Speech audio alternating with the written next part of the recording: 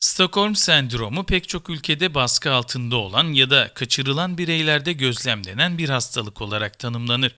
Stockholm sendromu günlük hayatta sıklıkla duyulan fakat hakkında çok fazla bilgi sahibi olunmayan, dikkate alınması gereken önemli bir konudur. Kişi nasıl olur da kendini mağdur eden kişiye hayranlık duyabilir denilen bu noktada aslında psikolojik olarak bireyin savunma sisteminin bir parçası haline gelmiştir. Stockholm sendromu belirtileri kişilerin yaşadığı durumlara göre farklılık gösterebilir. Fakat yoğun olarak gözlemlenen belirtilerinden biri, kişilerin bilhassa kendi fikirlerinden daha çok kendilerini zor durumda bırakan, eziyet eden kişilerin düşüncelerini benimsemesi ve o düşünceleri kendi düşünceleriymiş gibi benimseyip savunma halinde olması sürekli gözlemlenen bir belirtidir. Mağdur olan kişiler istismarcılarına yakınlık duyduğunda ya da o kişilerle kurdukları duygusal yakınlık sebebiyle mağdur olan kişilere yardım etmek büyük önem taşımaktadır. Stockholm sendromu bireylerin kendisini zor durumda bırakan ve yıpratan durumlara boyun eğmesi, zor durumda bırakan koşulların sebeplerini görmezden gelmesi, mağdur edilmesine rağmen ezenin yanında olması, hatta ezen kişiye karşı duygu beslemesi olarak da tanımlanabilir. Stockholm sendromu ilk kez psikiyatr Nils Bejerot tarafından tanımlanmış olup, ismini 1973 yılında İsveç'in başkenti Stockholm'da yaşanan bir olay sonucu almıştır. Olay bir banka soyguncusu ve rehinesi arasında gerçekleşmiştir. Bankayı soyan kişi 6 gün bir kadını rehin tutar. Rehine bu süreç içerisinde duygusal olarak rehin alan suçluya karşı bir bağ kurmuştur. Bu yüzden Stockholm sendromu, rehinelerin kendilerini esir alanların duygularını kendi duygularıymış gibi anlaması ve ardından suçlulara yardım etmeye çalışmaları ve sonunda bağ kurmaları olarak açıklanmaktadır. Stockholm sendromu tam olarak rehinenin kendisini esir alan kişiye geçirdikleri süre sonunda duygusal olarak sempati ve empati geliştirmesi, gözlemlenebilecek psikolojik durumu anlatan bir terimdir. Stockholm sendromuna göre kurban durumunda olan bireyler kendilerini tehditle, şiddetle ve özgürlüklerini baskılamakla yoğun stres oluşturan bireylerin bakış açısını önemseyebilirler. Böylelikle artık kendi bakış açılarına göre bir kurban pozisyonunda olmadıklarını düşünmektedirler. Yaşadıkları süreç aniden meşru ve doğru bir sürece, kendilerini yok sayan kişi de aslında farklı anlaşılmış bir kişiye, hatta bir kurtarıcıya dönüşebilmektedir. Peki Stockholm sendromunun belirtileri nelerdir?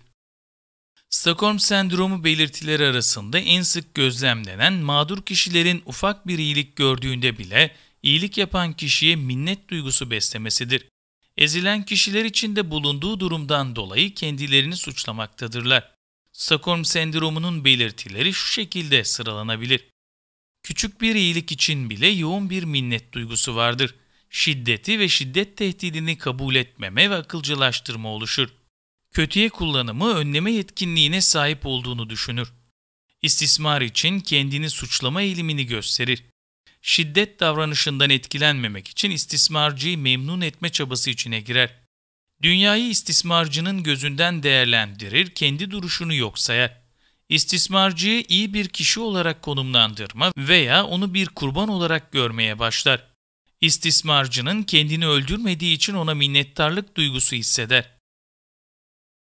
Stockholm sendromu bağımlılığı nasıl tedavi edilir?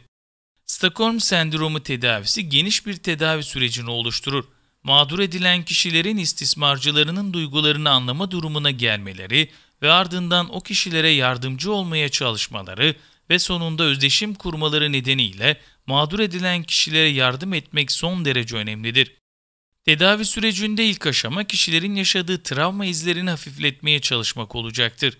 Bu yüzden stres bozukluğu için bilişsel davranış tedavisi ile danışmanlık ya da psikolojik destek, anksiyete ve depresyon gibi sorunları çözüme ulaştırmayı hedefleyen tedavi yöntemleri uygulanabilir. Uzun vadeli psikoterapi tedavisi bireylerin sağlığına kavuşmasına katkı sağlayabilmektedir. Bu tedavi sürecinde psikologlar ve psikoterapistler neler olduğunu, neden olduğunu ve sürecin hangi aşamalardan oluştuğunu açıklayarak tedavi süreci boyunca kişileri bilgilendirir. Böylelikle kişiler de sağlıklı başa çıkma mekanizmaları gelişir ve tepki araçlarını öğrenebilirler.